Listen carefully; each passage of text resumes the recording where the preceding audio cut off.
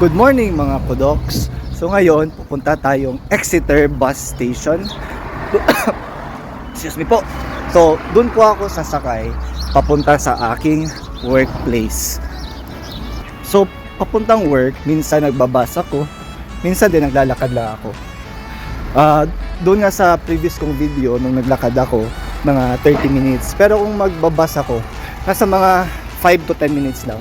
So, nakaka-save talaga ng time at saka ng effort syempre sa paglalakad. But ito nga lang, medyo gagastos ka ng kaunti sa pamasahe. Pero mura lang naman, back and forth nasa 3 pounds lang ang aking nagagastos. So okay na din. So at least nakakasave ako ng energy at saka ng time.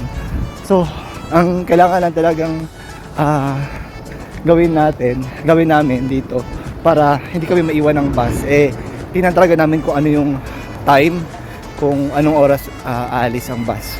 So itong bus station, mga 5 minutes lang ang distance nito galing sa bahay namin. So malapit lang. So ngayon, naglalakad na tayo papunta doon. Hindi naman masyadong malamig, okay lang. At saka hindi rin maulan, so okay lang maglakad ngayon.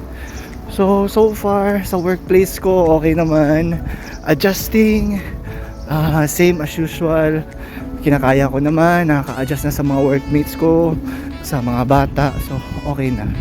So lately, naging okay lang naman. Di pa ako masyado nakapag-aral sa Plab 2 ko, but I'm doing my best na mag-research at i-open ang mga reviewers for Plab 2 para at least makapag simula na ako sa pag-aaral.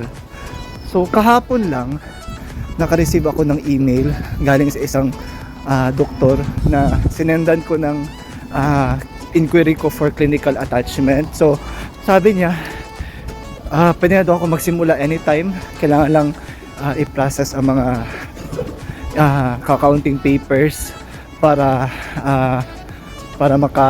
makapagsimula na ako. So hopefully makapagsimula na as soon as possible.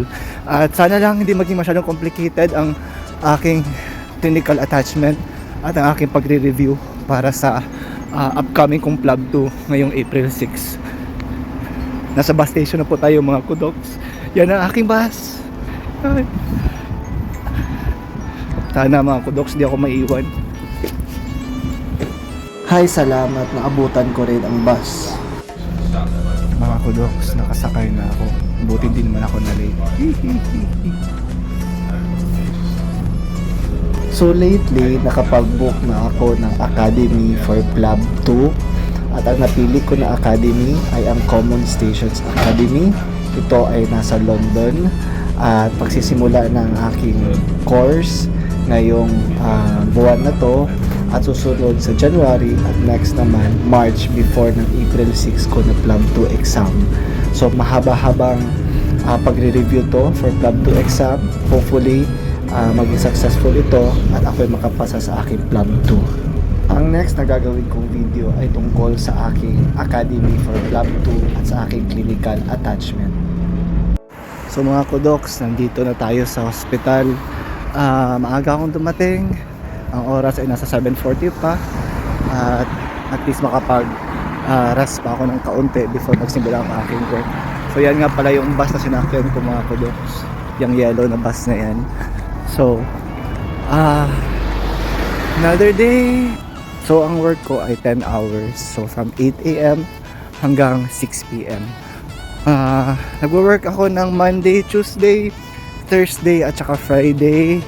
At saka off ako ng Wednesday at sa weekend, Saturday at Sunday. So yun nga ang life ko dito ngayon lately.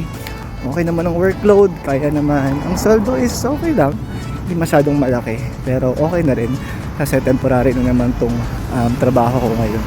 At hindi naman to pang forever kasi ang goal nga natin maging doktor dito sa NHS. So yun talaga yung main goal natin mga kudos. So ngayon naglalakad ako papunta sa aking workplace. So mga kudoks, dito sa UK usual lang ang paglalakad. So lahat ng tao dito marami namang may sasakyan or may private car But mostly ng mga tao dito ay naglalakad lang at nagko-commute through bus or taxi. So napakaganda kasi ng transportation dito at efficient. So mga tao dito talagang nagko-commute na lang kasi okay naman. So ngayon naglalakad ako papunta sa aking workplace.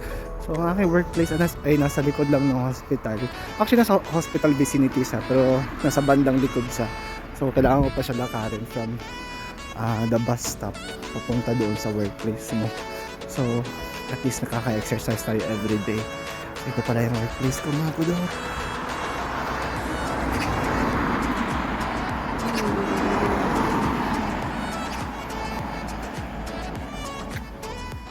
So mga kudoks, kita-kits na mamaya kasi hindi na ako pwede mag-video sa loob ng aking workplace. So, see you mamaya. Please like and subscribe.